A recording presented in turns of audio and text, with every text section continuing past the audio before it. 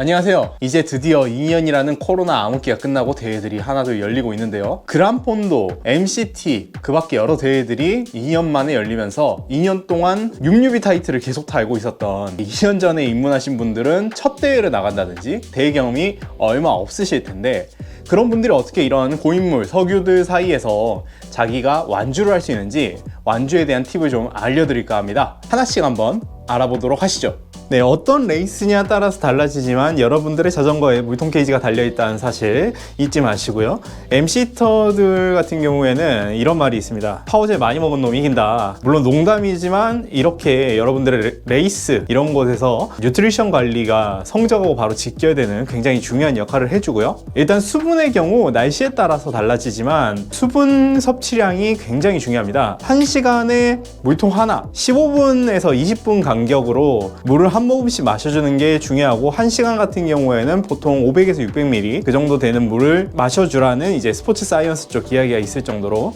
여러분들이 1시간이면은 대략 일반적인 물통 1개 그 정도에 준하는 양 정도는 꼬박꼬박 마셔주는 게 좋습니다. 그런데 아직 타면서 물통 위치가 가늠이 안 되는 분들을 위해서 꿀팁을 하나 드리자면은, 이제 자전거에서 전방을 주시하고 있는 상태에서 검지 중지를 가지고 이렇게 다운 튜브를 타고 내려가다 보면은 손이 이렇게 딱 걸리거든요. 물통에 손이 걸리고 이렇게 뽑아서 물을 마실 수가 있어요. 그리고 이 상태에서 똑같이 꼽을 때도 이 검지와 중지, 이 엄지손가락은 감싸진 상태에서 검지와 중지로 다운 튜브를 체크를 하고 이대로 쭉 내려가면 바로 꽂을 수가 있습니다. 이렇게 타고 내려가서 뽑아들여서 마시고 다시 똑같이 타고 내려가서 꼽고, 이렇게 하면 앞을 본 상태에서 이 물통에 너무 신경을 쓰지 않으면서도 안전하고 쉽게 물통을 쓰는 방법이 있다는 점 이렇게 하나 알려드리도록 하고요. 그리고 이제 이런 에너지젤이나 고용 보급식에 대한 이야기를 해줄 텐데, 이 에너지젤 같은 경우에는 한 3-40분마다 한 번씩 먹어줘야 되고, 양갱이나 젤리 같은 경우에는 이제 50분, 1시간마다 한 번씩 먹어주면 됩니다.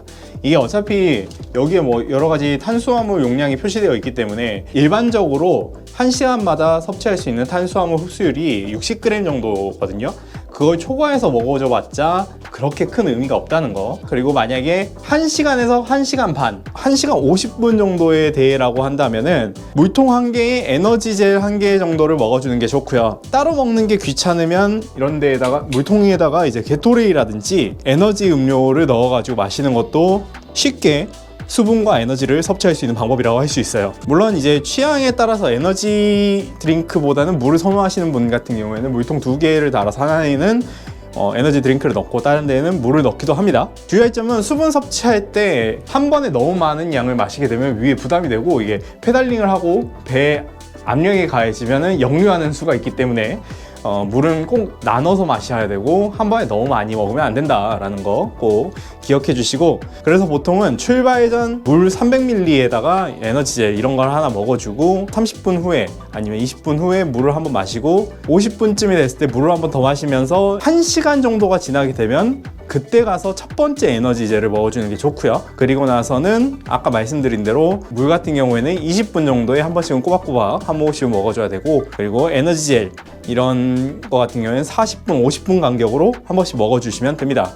주의할 점은 마지막에 피니시 라인 거의 다 와가지고 이제 얼마 안 남았으니까 안 먹어야지 하고 한 10분, 20분 정도만 더 타면 되는데 라고 생각하다가 봉크 나는 경우가 있으니까 그런 거 거르지 말고 꼭 드시기 바랍니다. 일단은 코스를 좀 타보신 분들은 이 영상을 보실 필요가 없으니까 그분들은 제외하고요.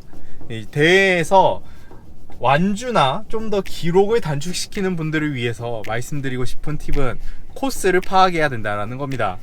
예를 들어서 초반에 평지 구간이 길다면은 옆에 빠르게 지나가는 트레인을 잡아타고 같이 가는 게 이득이겠지만, 얼마 지나지 않아서 오르막이 이렇게 나오게 된다면, 초반에 힘을 너무 많이 쓰면 지금 이 트레인에서 내가 너무 많이 털리면 오르막에서 클릿을 빼야 될 수도 있어요. 그러니까 코스를 미리 파악해야 되는 게 굉장히 중요하고, 와우라든지 가민 같은 사이클링 컴퓨터를 쓰시는 분들은 코스를 반드시 넣어서, 그래서 다음에 오르막이 언제쯤 나오는지 이런 것들을 볼 수 있고, 가민 같은 경우에, 그리고 또 와우도 가능하겠지만 특히나 터치 스크린으로 되어 있는 엣지 830 1030 같은 경우에는 이 터치 스크린을 터치함으로써 남아있는 거리라든지 경사도가 얼마나 되어 있는지 이런 것들을 파악할 수 있거든요. 네, 타면서 한 번씩 이런 것들을 확인을 해가지고 이 오르막이 얼마나 남았는지. 굉장히 페이스 조절이 중요합니다. 그래서 코스를 넣고 지형을 살펴서 내가 지금 어떻게 달려야 될지를 잘 생각해 보세요. 그리고 중요한 거는 또 이제 장비라고도 할 수 있는데, 아마추어 동호인 이 정도 레벨에서 뭐 장비를 휠을 바꾼다든지 뭐 피팅을 바꾼다든지 뭐 이런 수준은 아니잖아요. 그렇기 때문에 그냥 제일 중요한 거는 레이스 전에, 이런 이벤트 전에 꼭 자전거를 한번 점검을 받고 구동계 세차라든지 타이어 상태가 이상이 없는지, 자전거에 유격이나 이런 게 있는지 점검 꼭 받으시고, 물통 케이지에서 물통 날아가시는 분은 꼭 있습니다.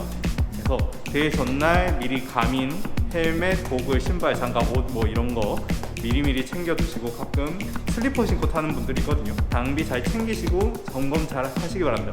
그리고 대회에서는 꼭 안전하게 타세요. 우리가 이 대회를 우승한다고 연봉이 오르거나 인생이 바뀌거나 하지 않습니다. 반대로 다치면 회사 출근만 힘들어지고 가끔 가다가 이제 자리가 사라지는 경우도 발생하기 때문에 항상 안전하게 타시고, 꼭 대회 되면 좌우로 와리가리 친다든지 번여바다가 물통 날려먹거나 아니면은 멍 때리고 있다가 바퀴 겹치는 경우도 은근히 발생하거든요.